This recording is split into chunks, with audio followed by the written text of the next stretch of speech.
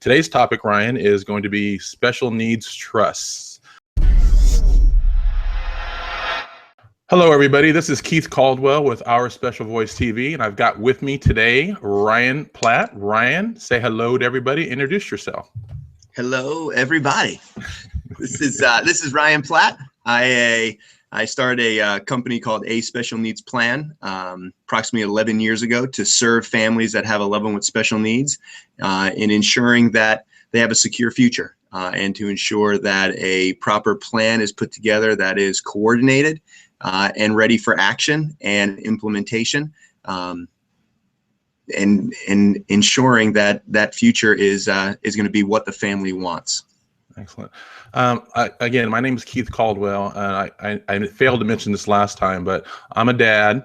I'm not a financial planner. I'm not an attorney. But I'm a dad who had questions relative to special needs planning. So Ryan and I have been doing these series of webinars to help educate people and myself along the way. So today's topic, Ryan, is going to be special needs trusts. Keith and I really appreciate everybody sending in questions because, again, Keith and I's goal is to ensure that you receive the information that you want to hear about. And the only way we can do that is if you guys interact with us and communicate what your questions are. One of the things that I noticed as Keith and I reviewed all the questions is many of the questions are actually special needs planning questions. You know, for example, what is the best vehicle for securing my son's future after my husband and I are deceased? Or how to best make arrangements for the physical care, i.e. housing, when I'm no longer around. Those are fantastic questions, but those are really what are considered special needs planning questions, not really special needs trust questions. And that's one of the distinctions that a lot of times is not made, right? We think special needs planning equals a special needs trust. And unfortunately, a special needs trust is one tool to use within special needs planning. And we just want to make sure that we understand that distinction. Some of those planning questions we're probably not going to get to in this webinar because this one's going to be focused on the tool of the special needs trust, which again is usually a critical part of that entire special needs plan, but it is just going to be one part of it. Okay. So can you break us through and walk us through a special needs trust and what they are and how people use them? Sure, absolutely. So a special needs trust is a very unique type of trust tool that has a certain language in it that allows it to qualify as what's called a special needs trust. So the language that the special needs trust has is going to be different from a regular trust. And what I mean by that is the language in the special needs trust needs to make sure that it discusses government benefits, that it states that it's not going to supplant or replace government benefits, but only provide for benefits that supplement what the government's providing your child. It's also going to make sure that it just has one beneficiary of the special needs trust. It can be for one person. And so if the reason that language is so important and that there's certain language in a special needs trust is because of the reason that most families are using it. Most families are using it in order to provide their child with assets for their lifetime support needs. And so in order to do that, and in order to keep qualification for government benefits, their assets can't go just to a regular trust or to their child directly because, as many of you know, there's an asset limit to qualify for many of these government benefits like supplemental security income and Medicaid. And so when we look at that, the special needs trust is going to be one of those exempt assets, right? So you could put more than $2,000 into that trust and still qualify for benefits. As long as the money sits in that trust and that trust has that special language in it, then it will not be counted as an asset of your child in regards to qualification for those government benefits. And that's a really important distinction. That's one of the main reasons why families have it, so that they're not just leaving money to another sibling and saying, hey, here's the money, you take care of your sibling. Or many times there might be just one child in the family. You might think, well, I'll just leave all my money to them. And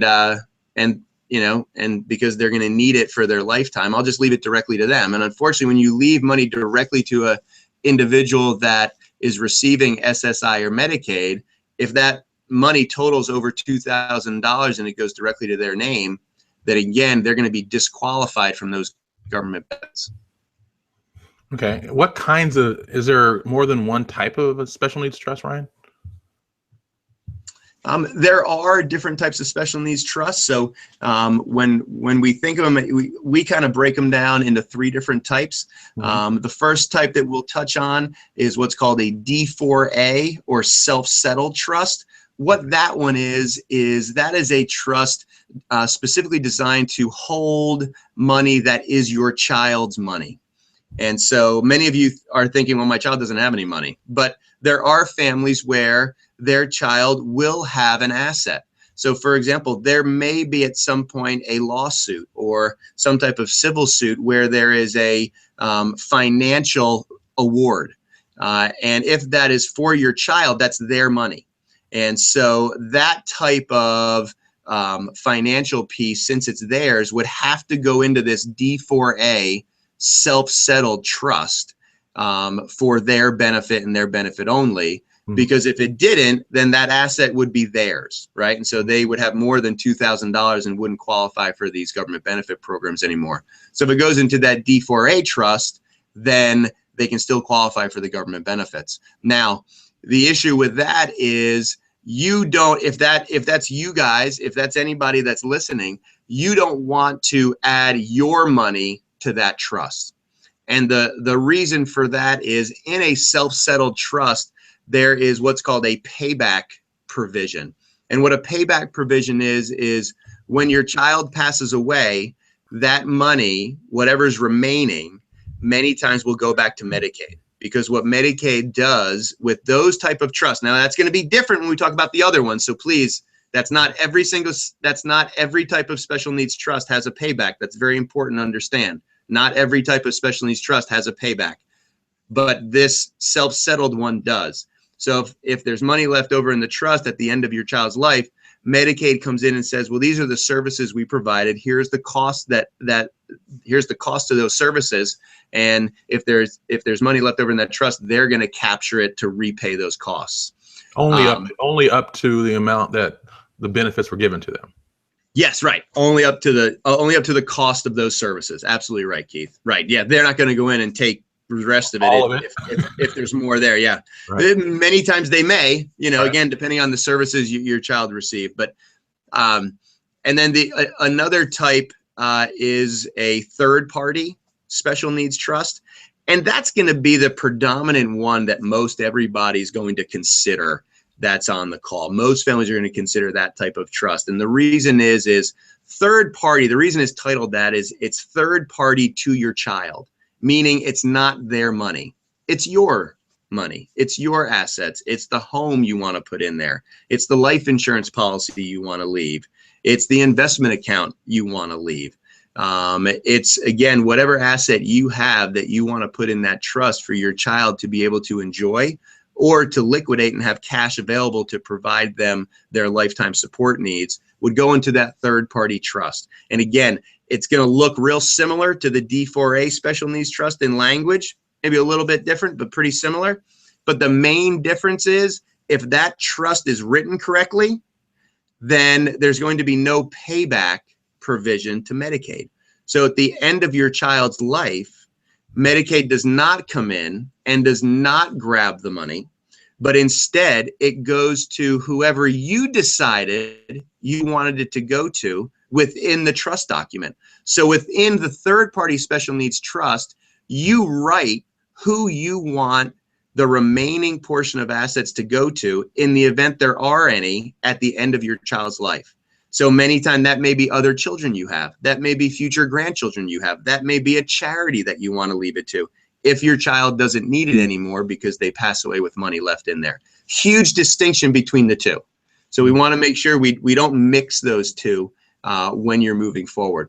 There was another question. We don't usually talk about this type of trust very often, but I'm glad we had a question on it, Keith. The third type is kind of what's called a pooled trust. There's a question there of that we had, hey, I don't have a ton of money. I don't really have a lot of family or friends who I think could be the trustee. Are there other options? And they said, I heard there might be some nonprofit organizations that do that. And you're right, there are. So these nonprofit organizations are called pooled trusts. Now, how most pooled trusts work, and you really have to talk to each individual nonprofit that runs one, is basically, I don't know if everybody remembers kind of elementary school, but you kind of walk in. That was a long time ago. Yeah. Yeah, exactly. The only reason I remember is because I have to go now with my kids. Okay.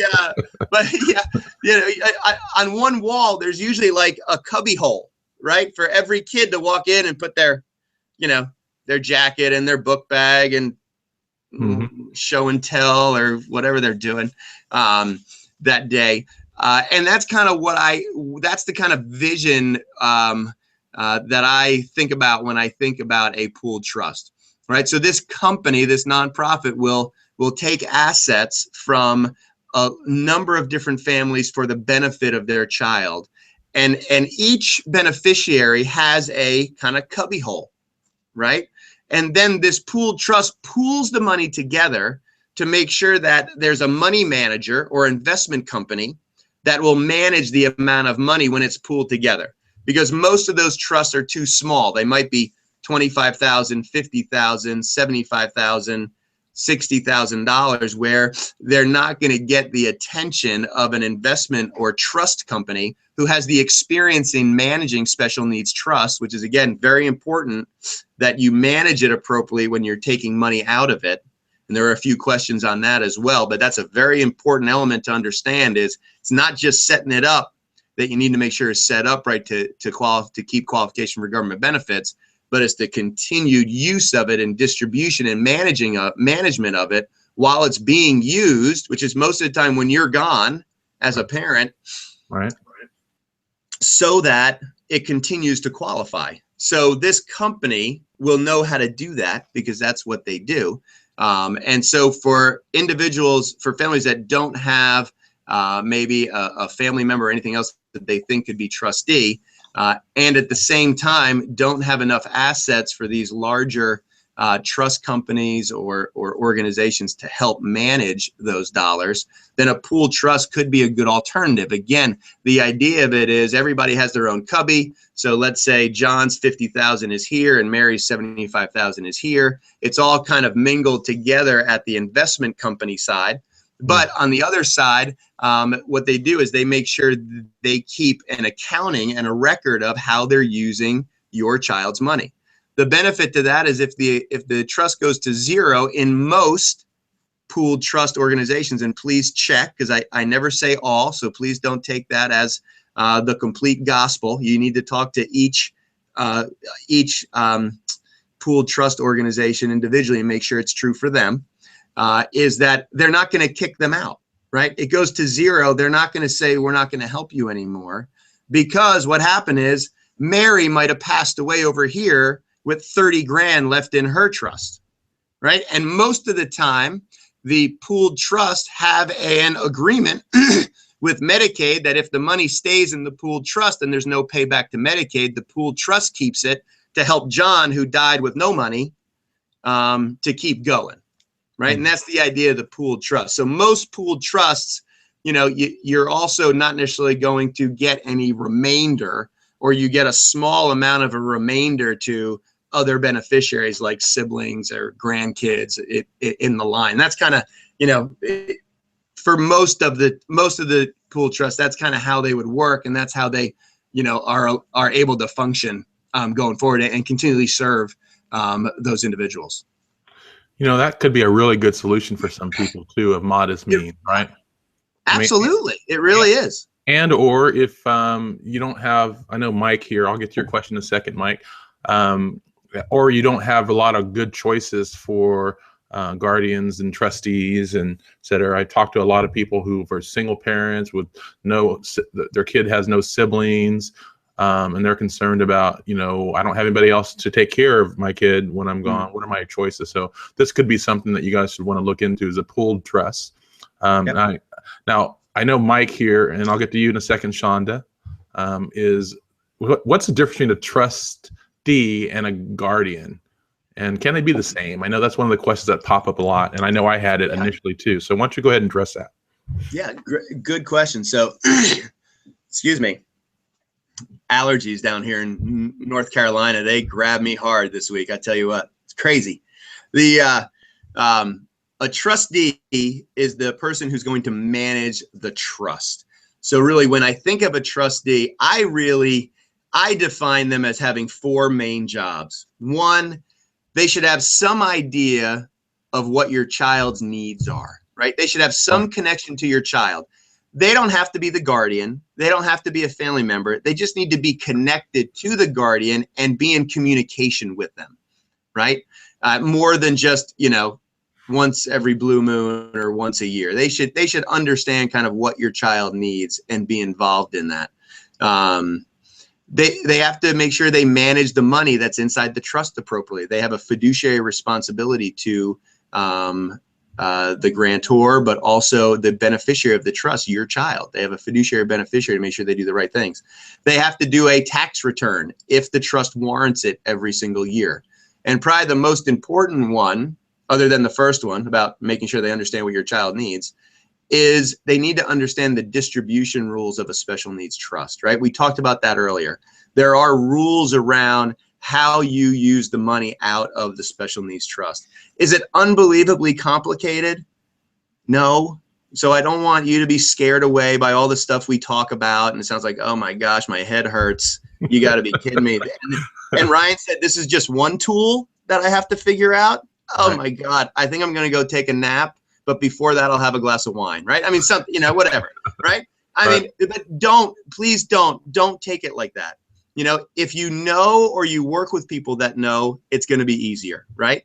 And so that's what we want to make sure that you have information. So there are distribution rules that you have to follow, right? You have to follow that. There is going to be an accounting of it to the Social Security office, right? When they do an audit, and they can do that every year, they might do it every 2 years, every 3 years. There's not necessarily a set time frame right now that they do that. Many times they will look at it when they review how you spent the SSI money, right? Especially if you're the representative payee and your child's receiving SSI, they do review that to make sure that that money is being used for your child's benefit. Well, at the same time, if there's a special needs trust there, they usually review how you're using that as well. So there are rules that have to be followed when you're distributing the money. Trustee needs to know those rules, or they need to have an advisor that they are in communication with and that they're working with so that they make sure they use it in the right way.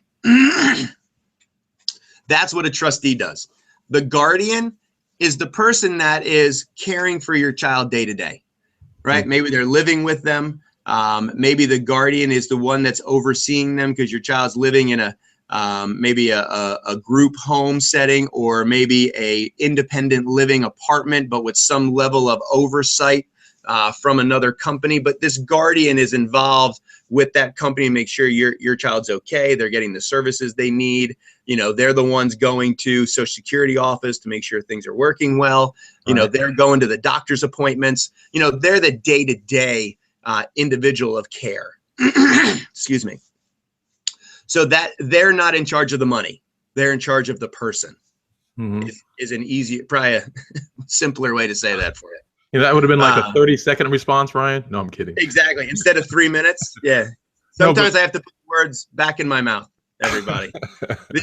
And so now we had a number of questions, Keith, too, and I'll keep going on this because I think I'm answering another question. If I'm not, Keith, stop me. But they also had a question of, should the guardian and the trustee be the same person? Should they be a different person? That's always going to be an individual family decision, right? Depending on how you want your family to look at. So that is a planning discussion. But things that you should think about in that planning discussion is many families, when I first started, we did have a trustee who was, Brother Bill, and then we had the guardian who was Sister Jane. Mhm. Well, and I was like, oh, that's good. Separation of powers, right? Okay, that's good. Well, what I've learned is, and I call it in the moment or on the ground, how does this actually function in the real world? Because that's what we need to think about, right? We can't always be in the theoretical of, well, I'd like it to be separation of powers and them talk to each other and make sure they're making the right decisions for John. Well, you know what? Let's give an example of, let's say you're at the grocery store, but you don't have your wallet because somebody else controls it. So now in order to get out from paying for the gallon of milk, you need to call the person who controls your wallet to get the credit card number to pop in the machine so you can leave with your gallon of milk. That's kind of what we're doing when we have the trustee as one person and the guardian as another. If the guardian needs something for your child, they always have to go over here and get authorization, right? So it's okay, it's legal, and sometimes it's easier for the guardian to be the trustee. Now, the next question a lot of times with that is, well, you know what though? Jane's really good with them, but man, she is not good with money. I don't think that's a good idea, right? Right. And Bill, I mean, he watches the pennies. I know Jane kind of likes to spend money. Bill watches the pennies. So, I'm not sure I like that, guardian trustee being the same person. Awesome. Good thought. So here's what you do, right? When you're talking to the attorney that better know what they're doing, by the way, make sure they set these up a lot, is say, you know what? I'd like Jane to have some ability to use the money for day-to-day items, right? So what you do is in the trust, you just put a budget in there and you say, you know what? Jane, yes, she's going to be a trustee, but so is Bill. And Jane can use, she can use the money in there up to a certain dollar amount of decisions, right? So if that's $500 a month or $1,000 a month or whatever it is for you, or $2,000, whatever it is for you, you kind of put a limit on the everyday daily items that she might need. But on big purchases, anything above a certain dollar amount, then Bill has to be involved and authorize it, right? And so then all of a sudden you do have that separation of powers, but you also give the guardian some ability to live how life actually happens. Right. And so you want to think through. So it's not just having a trust, everybody. It's making sure that the design of the trust works for your child with special needs, but also the other people who are going to be involved, right? The guardian, the trustee. It needs to work for everybody, and everybody needs to understand their job. That I draw the parallel. I mean, it'd be like me. I'm my son's guardian, and I'm his trustee right now. I can imagine if I was gone and someone had to go ask for money. If I go to the store and get him something, I can just get him something right now. I don't need to go ask somebody for permission to get him something. And that could be another issue too, depending on the dynamics of the two people. They may not get along like that. They might just be, who knows what they could be doing. So to really think through that, I think is a very important thing, without a doubt. I can just see it'd be a very problematic if I had to go ask someone for money every single time I needed it for my son, and or vice versa. So, and I see Shonda, I hope I'm pronouncing your name correctly. Shonda has a question, and that sun is bright in my eyes, so that's why I'm squinting, everybody. So Shonda's asking, when making a request from the trust to buy like clothes, even, what is the proper process? Do you want to address that real quick, Ryan? Yeah, I mean, the proper process is really just to, again, have someone on your team that understands the rules of the special needs trust, right? So, and I've used this example before, right? We help trustees manage special needs trust. That's part of what we do as part of serving our families. And so one that we use, it's a small trust, right? And so, but mom had a question on it. Her son is younger, and he's kind of a runner. So you open up the door and he runs out. Well, their backyard goes off of a cliff. So they call and said, hey, Ryan, can we build a fence around the house? And can we use the special needs trust money to pay for it all? Well, the answer is no, you can't, because that fence has a benefit for more than just her son. Remember, one of the definitions of a special needs trust is the money is used for the sole benefit of the beneficiary. And who's the beneficiary? There's one of them. It's your child with special needs, nobody else, right? So when you put a fence on a house that more than your child lives in, well, what does that do? Well, that gives a benefit to the parents who own the house because the value of the house goes up. Right. That gives benefits to the other children in the house because it provides them safety as well. So in their situation, they could use they could basically pay for 20% of the fence with special needs trust money, because that wouldn't draw any big red flags. Mm-hmm. And so, when you're thinking about what you can draw out, one, make sure you know the rules so you can just go through and say, okay, what do I need? And on some things, it's really easy, right? Clothes, yeah, you can just go do, right? Clothes, you can do. Food, not so much. Depends on where you are, right? If you're on vacation and away from home, yeah, you could buy food with money from a special needs trust. If you're at home, you're not supposed to be buying groceries with monies from a special needs trust, because you're supposed to be using government benefits for that purpose. And so, again, some things are real easy to see on the rule book.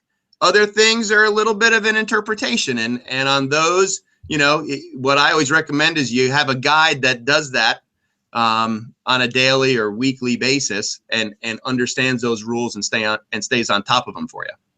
So, Ryan, I'm surprised that we did not get this question, but I know it brings the question to mind, and we've had it in the past, is what kinds of things can people are qualified expenditures or distributions from a special needs trust? Because you just mentioned food if they're on vacation, but not food if they're here in town. Housing, and I know someone asked about housing expenses and how that plays out.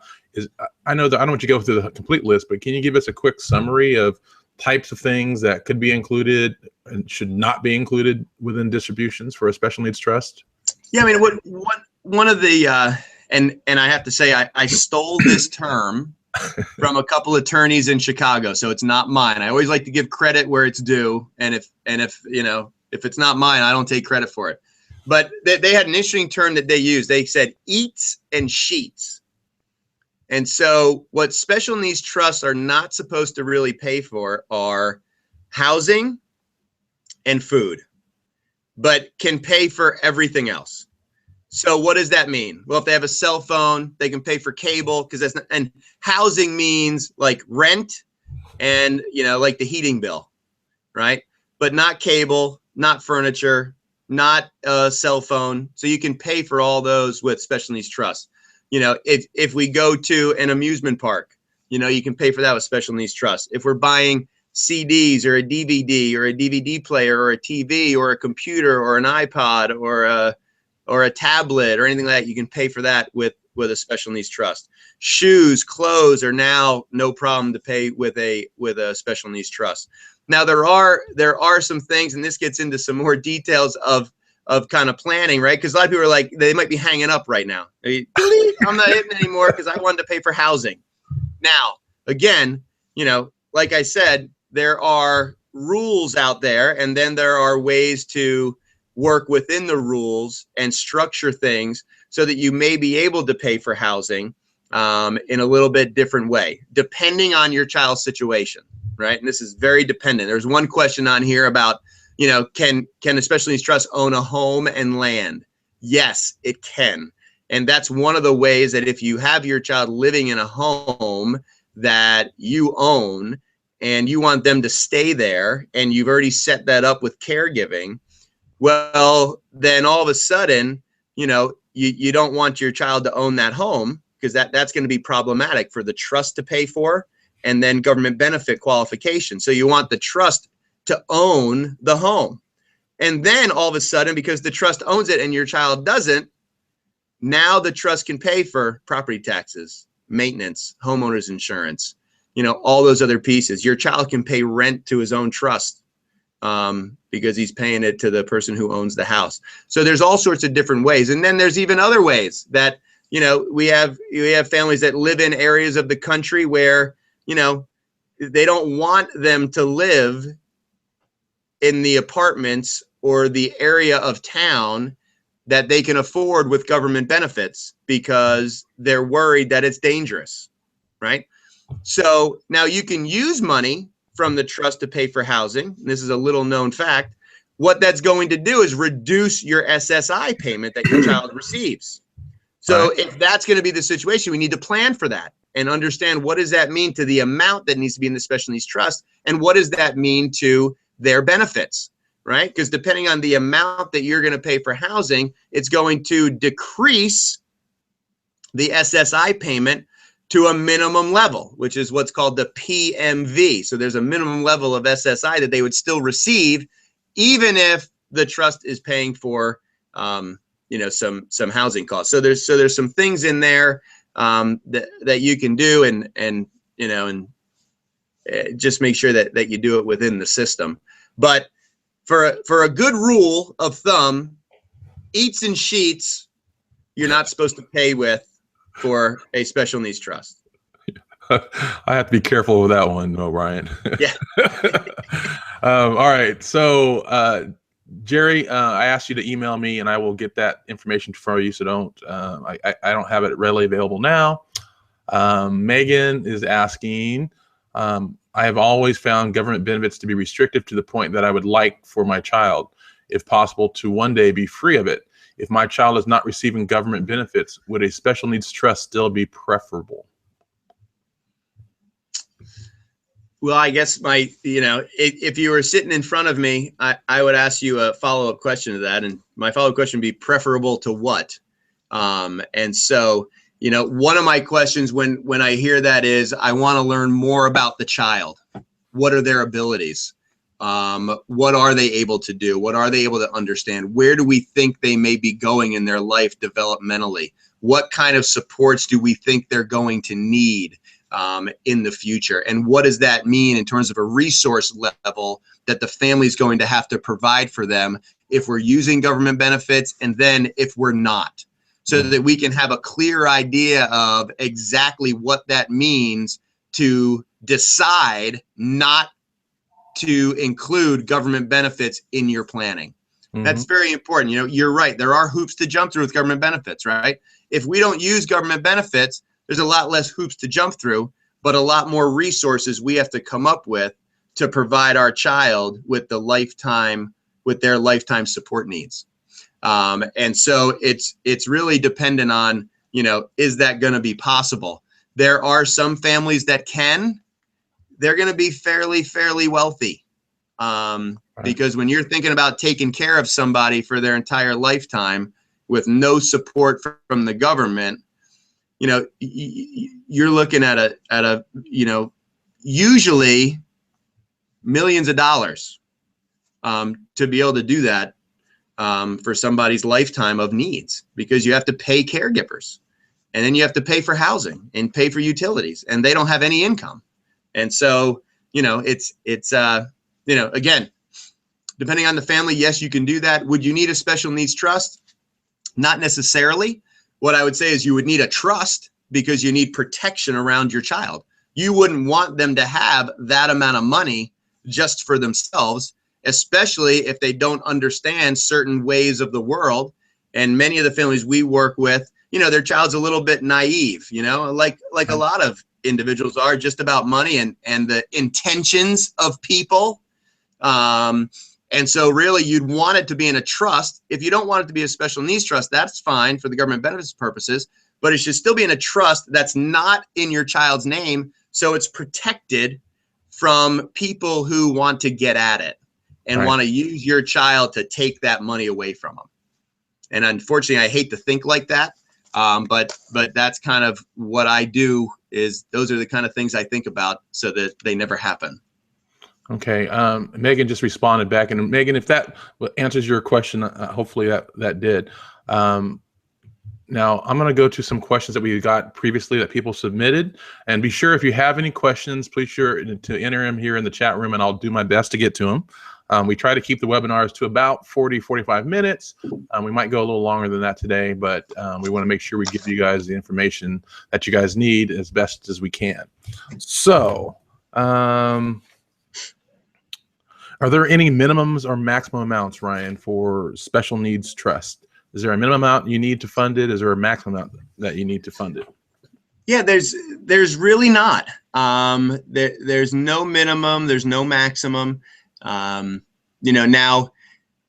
I say that, right? And then I'm going to give you a disclaimer.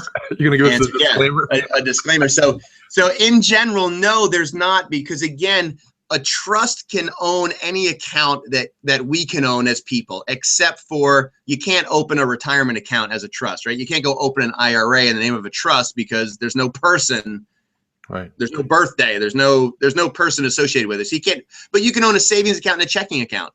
So you could open up a trust account, right? You can go get a trust document done by an attorney, get a tax ID number from the IRS, go to the bank and open up a checking account. And if they give you a free checking account with $100, there's your trust account, right? Boom. You can just open one up. If there's more dollars in there and we want it to be invested, well, then some of those minimums may come in from the investment company that you decide to put your money with. And then if you want a corporate trustee or a trust company to manage it for you at some point, well, again, they many times will have minimums of an account value that you have to have for them to manage it. Now, again, that's not to have a special needs trust. That's to have somebody else manage it for you, right? So those are the distinctions I want to make. So the base answer to your question is no, there's no minimum, there's no maximum. Okay, great. Sean asks, how do I get to pay for items like DVDs, clothes, and the like? Zoo, they say they have to check. Those are all kinds of things that be covered out and paid for out of a special needs trust. Am I right? Absolutely.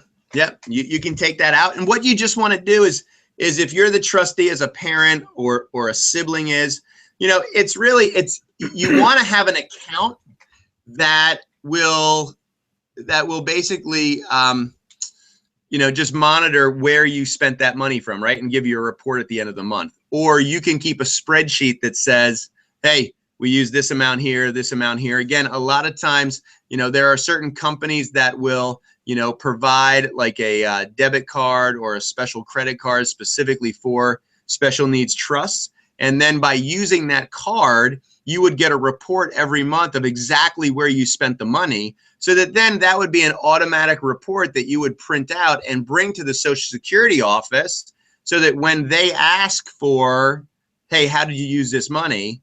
It's right here. I have it. This is what we did. I bought a ticket to the zoo. I bought a DVD. I went to Walmart and got clothes. This, that. So again, it doesn't have to be arduous if you get it set up the right way. Excellent. Now I'm going to go ahead and ask Melanie's question, because we've been asked that at least 4 or 5 times in well over 100 questions that you guys submitted. We appreciate that you guys are so interested in the topic. Melanie asks, I have co-guardianship of my 22-year-old son with severe autism. My ex lives in Florida. My son lives with me in Pennsylvania. We do have a special needs trust set up. Because his father lives in Florida, is the trust developed in Pennsylvania still working in another state? So do trusts go from state to state, or is it state specific, I guess is the question, Melanie. Right. And so first I'll answer her specific question is, as long as she's in Pennsylvania, they did it in Pennsylvania, and, she passes away, and then, all of a sudden maybe some assets go into the trust from her, right? No problem, right? The trust is activated. You can move it anywhere in the country. You're fine doing that because it's already kind of being managed, right? So you don't have to redo that. Now, if there's no money in it, and then all of a sudden her son moves to Florida with dad, and now dad and son are both living in Florida, or another situation like you mentioned, Keith, right? We lived in California and we moved to Maryland, and we did our special needs trust and will in California, and now we live in Maryland. The basic idea is you do want to have a special needs attorney just review it in the state you now live. There are certain states that have reciprocity with one another, meaning that whatever is good there is going to be good here, right? But there may be other states where you move from one state to another that you just want to make sure that it's still going to function well, especially if it's not funded yet, right? All the parents are alive, child's alive, you just moved because of work or whatever that was. Whatever state you're in, you just want to make sure that it would still function the way you want it to within that new state. That brings up a good question, Melanie. I'm not trying to project anything, but it brought up a question for me. So assume that Melanie dies in Pennsylvania, and now son moves in with dad in Florida, and the trust was created in Pennsylvania. You just answered now that they need to revisit that trust in the new state. But the question I have now is, these trusts are usually based upon when you're no longer here. So isn't this a communication that we need to make sure the next guardian is aware of, so that, we're aware of it because we're on this webinar, we're learning about it right now, but I can just imagine now, 20 years down the line, I'm not here, I didn't have this communication with my next guardian or trustee, they don't know about the laws, and then they're in Florida because they moved there now. So this has got to be part of your communications plan, I would imagine, that you have to be able to communicate to the next caregivers all the things that are important. Absolutely. I hadn't thought about that before. Yeah, we definitely want to do that. And again, the situation of, and just going back to Melanie's situation and yours, because I want to be really clear here. I don't want people to get the wrong idea, is that, let's say Melanie dies and there's a tax ID number already with the trust, right? The trust is its own entity. We just didn't make an account yet. We didn't put any money in it. There's no account. Well, if there's a tax ID number associated with it already, and then it was Melanie, right? Melanie passes away. And Melanie, you were going to put some money in it. Let's say you were going to put $25,000 in it when you died, or whatever assets you have were going in it. Well, if that goes in it at your death, then all of a sudden, all your husband has to do is open an account with that tax ID number, and that's fine. That trust is going to be fine in whatever state your child moves to. So if he moves in with his father in Florida, no big deal, because you died, money went in it in Pennsylvania, and it's open, and then it doesn't matter where your child lives. It's only if the trust is not really activated yet, mm-hmm. and then you move states, right? So the whole family moves states. That's where you just want to make sure the documents are going to align with the new state you're in. Okay. So if a trust is already active and there's money in it, your child can move wherever they want to move. Right. Okay. Right. And that account just goes with you, just like our checking and savings accounts, right? If we move, since there's money in them already, if we move from California to Arizona, we don't have to open up a new checking account. As long as our bank is, online, we can keep banking where we are. Okay. Excellent. Thank you, Ryan, for that. Here's a question that comes in. Let's see. I'm trying to read it. Do we need a will and a special needs trust? And can you have more than one trustee? We already answered that. Yes, you can have more than one trustee. You can have co-trustees. So do you need a will and a special needs trust is a question that came from someone. You don't have to. There's no hard and fast rule. This is, I always say, this is not like doing your taxes, right? You don't have to do any of this stuff, right? You have to do your taxes, or else the IRS is going to come after you, right? And you could go to jail. You don't have to do any of this stuff. You don't have to. But what you're doing is, if you don't have a will and you don't have a special needs trust, what you're doing is you're leaving the decisions for your child's life to the state in which you live in. So when you don't have your own will that you designed yourself with a special needs trust, then what you're doing is you're leaving the decisions to basically the legislature of the state you live in that has made a will for you. There is a will for you, even if you don't make one. It's just not made by you. It's made by the state government you live in. And that's who you're leaving your wishes and your child's life to. So the short answer is you should definitely have a will. Yeah, right. Short answer is I would say you definitely want to get one. Right. Yeah, because I heard you say this before. The will sort of says where your things go and where your people go. Right. You said something like that before. Yep. Yep. Okay. There are so many rules about what a special needs trust money can't be used for. How does the manager of a trust navigate around these rules? Great question. And they should be a professional that knows them, or the trustee should have access to them. And again, I always like to liken it to the medical industry because we seem to understand that better, right? Brain surgery is really confusing for me because I have no idea how to do it. But for the brain surgeon that does it every day, it's not, because they've been educated, they've been trained, and they've been certified to do it. It's the same thing for this, guys. I don't mean to liken special needs planning and trust to brain surgery, but it is a specialized area that has a major impact to the welfare and health of somebody you love. Right. Well, Ryan, I think that speaks to it all right there. Janet just asked, what happens if the trustee dies after I die? Trustee or guardian, I'm sure. Good question. So how do you want to address that? She could be meaning the guardian, or the trustee. I'll let you address that. That's a fantastic question. So one of the things that you want to do, and that question comes up a lot of times depending on the age that we are. So sometimes when, let's say, we're in our 40s and 50s and our kids are in their teenage years, when we put these documents together, the guardian and trustee are probably going to be in our generation, right? And so it's likely they'll die before we will. And so what that means is you're going to have to do this again. You're going to have to redo the will and redo the special needs trust as you age and as the generations develop underneath you. That's why this type of planning that we tell our families, it's the most multi-generational planning that you have to do.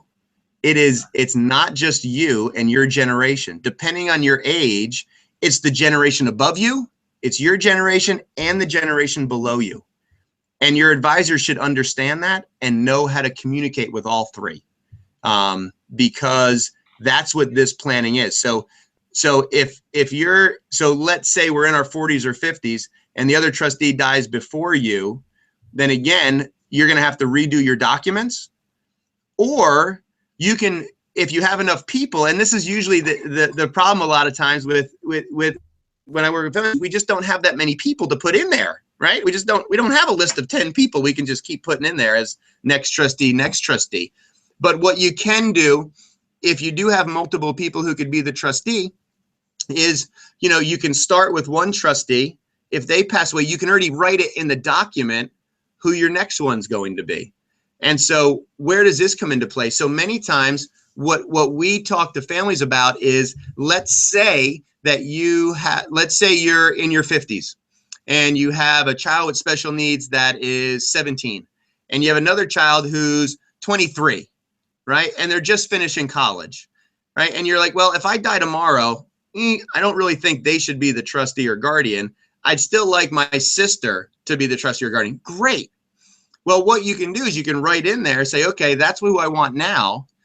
But as my other child grows, at 30 years old, when they reach 30, I want my sister Jane to make a decision of giving the reins over to my other sibling, depending on their stability level, right? And so you can put that in there and build that into that document so that it kind of lives a little bit longer than maybe it normally would, right? Let it live a little bit longer. Give it some growth and development based upon the age of your family, especially if you're in that midpoint of, our kids are 15, 18, and 20, or, whatever that is, where, none of them are quite able, even though they're legally old enough to be a guardian and trustee over the age of 18, they really don't have the capacity or ability yet to do that job. And you're not quite comfortable. But you know what? In 10 years, maybe they are. You know, so you can write that in there. You can kind of build that in for yourself and for your family. You know, this question came up several times in several different ways, but it comes to mind again now is this is not a document that you can create once and forget about it. It needs to be a living, breathing document because somebody wrote in here that they did their will about their trust back in 2004. That's almost 12 years ago, right? So yes. The people they listed as trustees and or guardians in their trust may still be alive, may not be alive. The sequence might be different.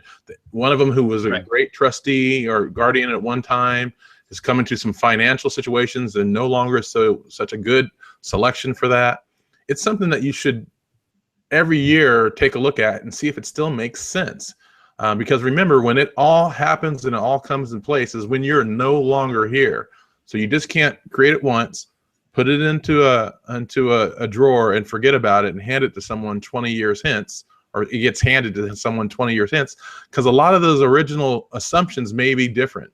Because you select somebody as a guardian now who's gung-ho about it, but they get married and their spouse is not so gung-ho about it, right? You wrote it 20 years ago, but now they're married and their circumstances change, or they no longer live in the place that was close. They now moved overseas. So it is definitely something that you should keep an eye out and look at regularly just to see, just to touch, say, okay, are these assumptions still valid? Do I need to make some changes? So that's hitting me really strong today. It's like, wow, it's not a create it and forget about it kind of document for sure. All right. Sorry, I'll get off the soapbox there, Ryan, but it hit me and I was like, wow, that's very true. Let's see, what else do we have? How long is a special needs trust valid? I don't even know the answer to that one. Is it forever? Yeah, it's valid until it's replaced by another one. So just like your will continue to be valid until you replace it with another one. So for example, if you did a special needs trust in 2004 and you die in 2050, they're going to look back at that 2004 special needs trust and look to see what it says. Okay, excellent. Question came in. How can I change who is the trustee? Now, we've talked earlier about what a trustee and a guardian is. So let's say you decide that you want to change your trustee. Is it an easy process? Is it a difficult process?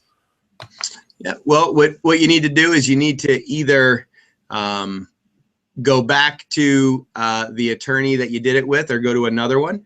And you can do a trustee change within the document. And depending on the document, how old it is, you may have to rewrite it in terms of rewriting the document to put that person in there, or you can just make a change to it. So it just depends on how old that document might be. I had a trust recently done, as you know, for my son's first party settlement because there was a lawsuit that he was involved in, and another story, another webinar. Yeah, but so it had in there the provisions for how to change the trustee, and it was, you know, legal restrictions. The attorney, if they know what they're doing, they're going to consider all those things. If they don't know what they're doing, they're going to just put one trustee in there and think that's the end of it. That's why it's so important that you work with someone who really knows what they're doing. And we're hopefully helping you guys walk through some of this process there. So here's another question that came up quite often. This is my only child, or even if it's not my only child, should I leave all my retirement to them? All my money to this child? Yeah. So another good question, and we're just going to back up to make sure. And I know this is going to sound like we're, you know, being real picky with the words and word choices and things like that. But just want to be clear again. Some of the questions we had, as Keith said, you know, I'm going to leave it to my child. And so, you know, what we want to make sure is that we don't leave it directly to your child. Right. We don't want to leave it directly to your child, or else that's an asset for them. And if it's more than $2,000, they could be disqualified from those government benefit support systems like Medicaid and supplemental security income. One of the things is, can we leave it directly to my child's special needs trust? And if we add that language to that question, the answer is absolutely yes, right? Sure. If you have one child, you can certainly leave all your assets into your child's special needs trust, right? As long as you want to protect those government benefits and those services, that's where you would want to leave it. Certainly, if you have one child, certainly you could put everything in there. We haven't talked anything about this, which is almost its own subject. But one thing that you want to be cognizant of is taxation inside of special needs trust and what accounts you're going to leave there. You just want to understand that's a big piece of kind of special needs planning. It obviously involves special needs trust, but it really dives into your family's financial decisions and where you're saving money for yourself and where you're putting it, and then which assets you're going to leave for your child. Even if you only have one child, there may be things you want to adjust in your own planning to save in a better bucket so you don't lose 40 to 50% of the asset when it goes into the special needs trust. Again, so the simple answer to your question is, as long as you add to my child, can I leave all my money to my child's special needs trust? The answer is yes, you can. Yeah, I forgot about that, Ryan. That for those who don't know, I'll never forget about that one. Because those taxes can be a killer. For those who do not know, the tax rate for a special needs trust is a very compressed rate. I think at like anything over $15,000 or even lower than that, is it 10,000? 12. Over $12,000, it starts getting taxed as high as 50%. If you include when you add state taxes in there. So again, just depends on the state you're in. Now that's not every account that you would put in there. I want everybody to know that. Don't think that all the money you put in there is going to get taxed at that rate. Not true. But for certain types of accounts, the way they work and the way they've been taxed or not taxed yet, that's where they can get hit pretty good going into a special needs trust. So again, I don't want you to think, oh my gosh, I'm not going to use this because of taxes. Not true, right? There are certain things that won't get taxed at all when they go in there. So again, just, I don't want to scare you, but I want you to be aware. Right. Because I don't want you to make mistakes where we lose resources. And that's what I think a lot about this process, this special needs planning process, is efficiency in resources for your child's lifetime support needs. We don't want to lose resources, whether they're our own, right, that we want to leave for them. We don't want to lose them by making mistakes because we just don't have the correct information. And we don't want to lose the government benefits that we're receiving because we do something in the wrong way, right? We want to maximize the resources that are available, whether they're your own or whether they're the government's, for the benefit, welfare, and health of your child's lifetime.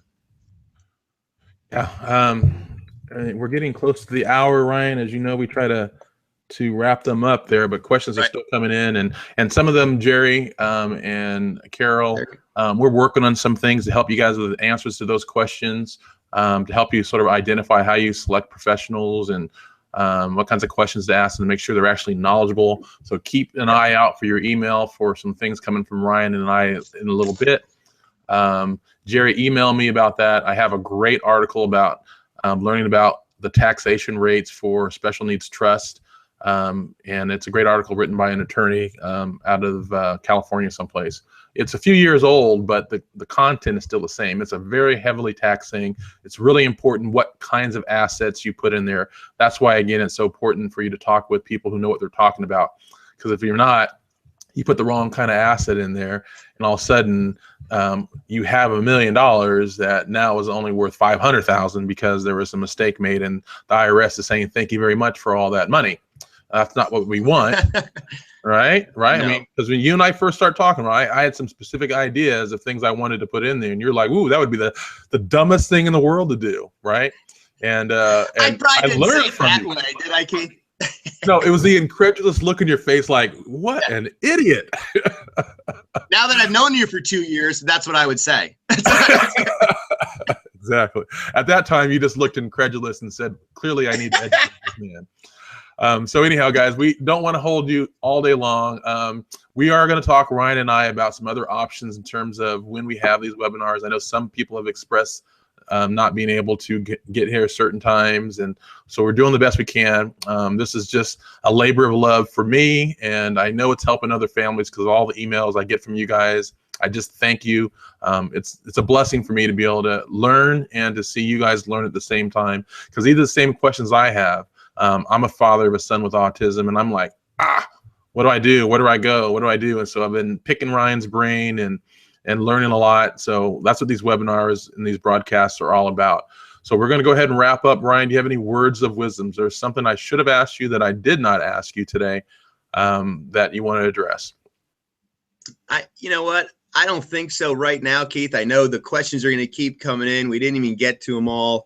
I know you guys have a lot of questions. Stay tuned for continued hangouts. You're always welcome to go to our website at specialneeds.com, or go to ourspecialvoice.org as well. Where you can grab some more information and resources. Right.